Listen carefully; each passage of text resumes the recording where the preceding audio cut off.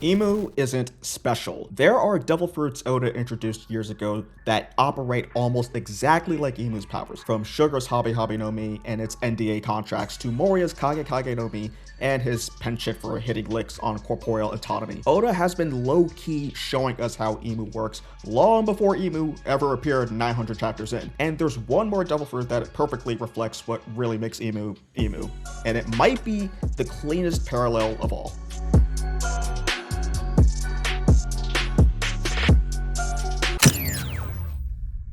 If we're looking for devil fruits that might resemble Imu's powers, the clearest place to start would probably be Sugar's Hobi-Hobi no Mi. When you break down how this ability actually works, it might be a near one-to-one match with what we've seen recently from Imu. With the Hobi-Hobi no Mi, once Sugar touches someone and turns them into a toy, she can immediately create a contract, and that contract makes the person physically unable to disobey whatever rules she sets. They can still think, but they cannot go against the agreement, and if Sugar is knocked unconscious, the contract ends. Imu's covenants function in a very similar way. The people who receive them gain power, but they also become incapable of defying Imu's orders. We've seen this with King Harold, who was bound by both the Shallows and the Death Covenant, and only freed when he was killed. We've also seen Rocks forced into a demon covenant through Domi Reversi, where he was turned and used against his family before being killed. In both cases, the power doesn't just strengthen someone, it binds them to Imu under strict conditions. Another part of the Hobi-Hobi no Mi that stands out is the whole illegal Men in Black operation Sugar has going on. When Sugar turns someone into a toy, it's basically game over for their existence. Even people who watched it happen forget them immediately. The person is still physically there, but they're effectively erased from collective memory. It's like the ultimate form of shadow banning from reality. That might sound familiar because the Void Century is a period of time where important people and events that threatened the world government were erased from recorded history. The idea seems to be that if people learn the truth, they become informed, and that could destabilize the government's control. In both cases, it's not just about removing someone physically, it's about removing the idea of them from public awareness. There's also the time part of it, because when Sugar ate the Hobi-Hobi no Mi, it basically locked her into perpetual lowly mode for over a decade, and somehow there are still people in the fan base arguing game is game because she's technically 20 years old. Years passed and she stayed the same. The people she turned into toys, I'm assuming, or at least it would seem, don't age either, since as long as they were toys, it would probably make sense that they were stuck at whatever age they were when they were transformed. Imu seems to operate in a similar lane. They've been around since at least the Void Century and don't appear to age at all. Visually, it wouldn't even matter since Imu's favorite devil fruit seems to be the Silhouette no Mi. In both cases, it at least appears to be about keeping things frozen for as long as possible, which could potentially tie it back to how I think Imu's covenants function. At the very least, the Hobi-Hobi no Mi shows that Oda had already explored ideas like contracts, offing people from existence, and time shenanigans through devil fruits long before Imu became part of our everyday vocabulary. That doesn't automatically mean Imu works the same way, but if one fruit lines up this cleanly, it raises a bigger question. What happens when the control isn't just contractual, but physical? Now, if the Hobi-Hobi no Mi covers the contract side of things, the Kage-Kage no Mi is the skinwalker currently living in your walls, because with Moria's fruit, we're talking about the ability to commit the gravest sin known to mankind: identity theft. And now it sounds like I'm segueing into a sponsored ad for Oro. But by liking and hyping the video and commenting on what other devil fruits remind you of anything else in the story, we can easily turn that into a future video that definitely isn't sponsored by Oro. Because if we're going down this rabbit hole, the Kage-Kage no Mi might take it even further. So the way the Kage-Kage no Mi works is actually pretty direct. Moria can physically remove someone's shadow from their body.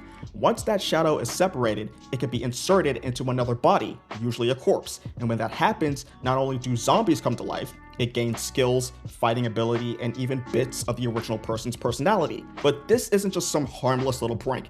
The person whose shadow is taken can no longer live under the sun. The moment a UV ray touches you, your physical form gets Thanos snapped into a pile of dust, kind of like Crocodile turning into sand, except you're actually dead. The fruit at least seems to suggest that shadows are tied to someone's physical stability, especially considering how Brook describes them as second souls. Without it, they're forced to live hiding, adjusting their entire existence instant around what was taken from them. And this is really the point, because we've already seen Oda play with contracts to the Hobi-Hobi no Mi. Here, we're looking at what happens when control isn't just about rules, but about literally taking something out of you.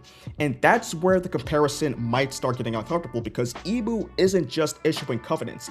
Imu is out here remote accessing people like Saturn and Gunka. Let's be real though, Imu isn't exactly a sharing is caring enthusiast. They operate on a strict what's mine is mine, and what's yours is also mine. Then there's the Diva Covenant. Once someone is transformed, they gain an immortal body and a major increase in strength. But that power appears to come with a cost.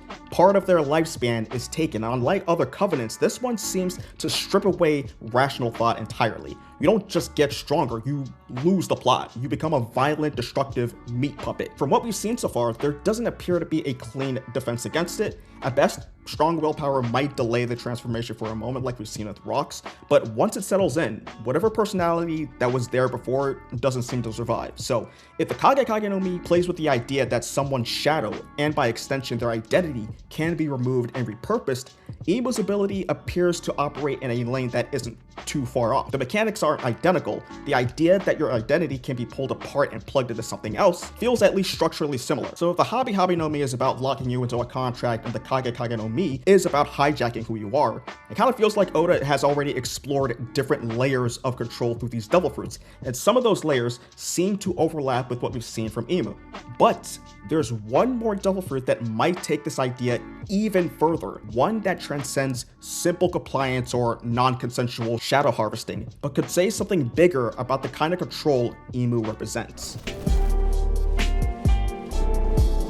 Like I said before, if the Hobi-Hobi no Mi deals with contracts and the Kage-Kage no Mi deals with identity, then the last fruit that might complete this pattern is the Ito no Mi, Doflamingo's devil fruit. Look, I'm not saying Imu is out here being a Doflamingo reskin, that's not really the point, but the Ito no Mi might be the cleanest example in this series of control at scale. Because with Doflamingo, the strings don't just move people, they reflect how he sees the world. He puts himself above everyone else, literally and mentally. He treats people like pieces on a board. The strings aren't just a power, they're basically a physical manifestation of his most degenerate bottom of the barrel personality traits. And if Dressrosa functions as a kind of microcosm of the current world order, then it would make thematic sense that Doflamingo's weapon of choice was puppet strings. Mechanically, the Ito no Mi is kind of absurd when you sit with it. Doflamingo doesn't need a contract, he doesn't need to amputate your shadow. As soon as he hooks you with the strings, all bodily functions and autonomy are no longer yours. Congratulations on your new career as Doflamingo's property. Doflamingo could just sit back, relax, drink a mojito, and wiggle his fingers around while everybody on the ground's been gaslit to believe that they can make their own choices. That's where it starts feeling less of a one-off power and more like commentary on the kind of system Luffy's really up against. And this is where we bring back Imu into the conversation, because if Doflamingo could sit above Dressrosa and move people like pieces on a board, Imu is sitting above the entire world. Imu obviously doesn't need to physically grab someone with strings, though we don't know enough about them to say otherwise. They operate through structure, the five elders, the Knights of God, covenants, body snatching, power flowing downward, agency filter through hierarchy, the illusion of independent actors where they may be a single source at the center. If Dressrosa showed us what puppet strings look like at a national level, it's at least worth asking whether the world government functions on a similar level, just scaled up. And what's interesting is that once you look at what the Hobi-Hobi no Mi does with the concepts of contracts and erasing people, what the Kage-Kage no Mi does with identity, and what the Ito no Mi does with treating people like playthings, it's not hard to notice the pattern creeping in. Each one is poking at control from a different angle. And when you line that up with what we've actually seen Imu do so far with their covenants, their body snatching, their top-down power dynamics, it becomes pretty clear that Oda's been hinting at these aspects of Imu for a very, very long time. Not one-to-one, but the groundwork has been there. And honestly, this might be just scratching the surface, because if Oda has been layering different versions of control through devil fruits for years, then Imu might not just be representing a powerful character, they might represent the culmination of that idea, especially with their ability to create covenants, which should make you wonder how those things actually work. Like, what's really going inside the bodies of the five elders and the Knights of God that let them be immortal, teleport, and hop on what's basically a psychic group chat? That's what I break down in this video right here. I look at the tweets and start sucking my teeth. I'm letting it rock cause I let it mystique. I still wanna give me a song where I beat. Can't trust everything that you saw when I cheat. Just know if I dish you, I make sure you know that I hit you like I'm on your call ID. I'm aiming the album to fall off. It's pretty ironic, cause it ain't no falling for me. Still in this